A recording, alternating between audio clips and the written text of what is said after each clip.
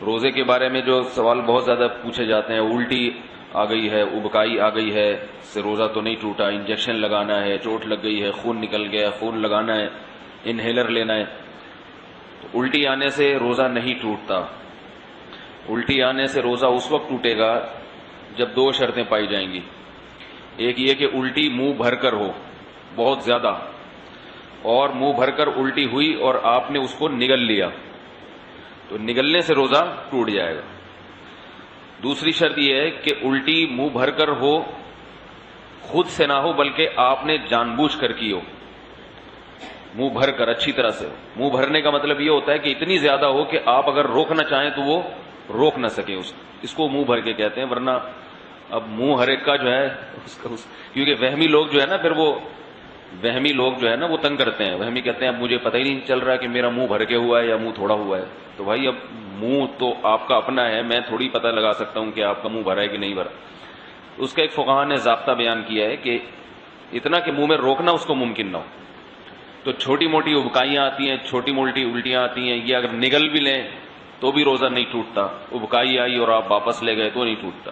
تو منہ بھر کر ہو اور آپ اس کو نگل لیں، یا نگلیں تو نہیں لیکن وہ منہ بھر کے خود سے نہیں ہوئی بلکہ آپ نے حلق میں انگلی ڈال کے قے کی ہے۔ تو عام طور پر ایسا کوئی کرتا نہیں ہے روزے میں، اس لیے اس کو اتنا بیان کرنے کی ضرورت بھی پیش نہیں آتی۔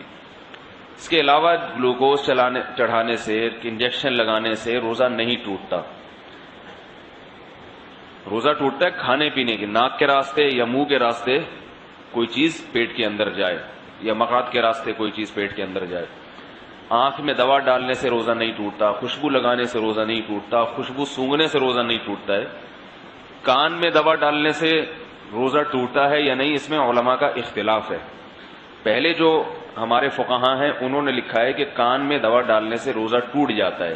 اس کی وجہ یہ ہے کہ ان کا یہ خیال تھا کہ کان جو ہے نا یہ دماغ تک اس کا کوئی لنک ہے، ہم جب کوئی چیز کان میں ڈالتے ہیں تو دماغ میں پہنچتی ہے وہ۔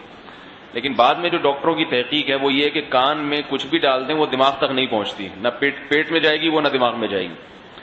تو اس تحقیق کی وجہ سے علماء کی رائے بھی تبدیل ہوئی۔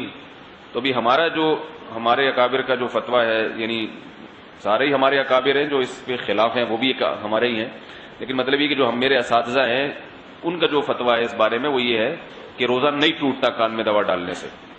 البتہ ہمارے ہی اکابر میں بعض اس کے قائل ہیں کہ ٹوٹ جاتا ہے، تو احتیاط یہ کہ نہ دوا ڈالی جائے، اور اگر کسی نے دوا ڈال دی ہے تو بھی کچھ نہیں ہوتا، انشاءاللہ روزہ نہیں ٹوٹے گا۔ آنکھ میں دوا ڈال دی اور اس کا اثر گلے میں محسوس ہوا تو بھی روزہ نہیں ٹوٹتا، سمجھ رہے بات کو؟ تو سر میں تیل لگانے سے روزہ نہیں ٹوٹتا، احتلام ہو جانے سے، نائٹ فال ہو جانے سے روزہ نہیں ٹوٹتا۔ زوجہ کے قریب کوئی شادی شدہ آدمی گیا اور ڈسچارج ہو گیا تو روزہ ٹوٹے گا، ڈسچارج نہیں ہوا تو اس سے بھی روزہ نہیں ٹوٹتا۔